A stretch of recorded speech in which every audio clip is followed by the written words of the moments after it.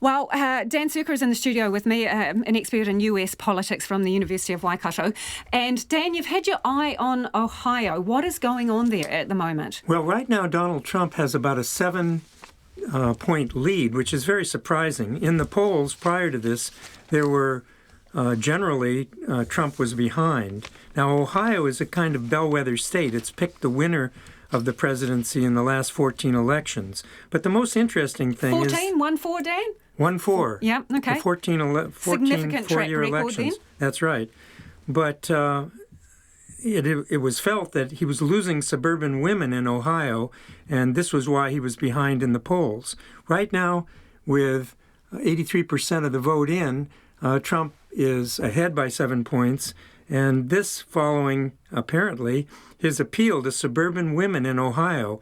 Please like me, he kept saying. You should like me.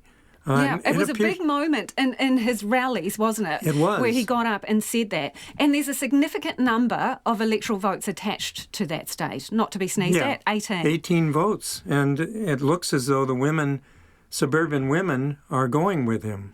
Okay, so they went with him last time as well. And then you've obviously got these neighbouring states there, Dan, which is Michigan, Wisconsin, Iowa. That's right. And these are going to be Minnesota, absolutely critical to Joe Biden. Yes. If Donald Trump retains these other states around them. That's right. It's looking now like Biden really has to climb out of something of a hole, and the Rust Belt states are going to be very important. Ohio, though, is just inexplicable right now compared to the very high poll numbers that Biden got prior to the election. So outside of the margin of error, he was ahead so significantly that it was outside of the margin of error? Well, probably we're just on the outer edges of the margin of error. And within that error margin, usually numbers line up along a bell curve anyway.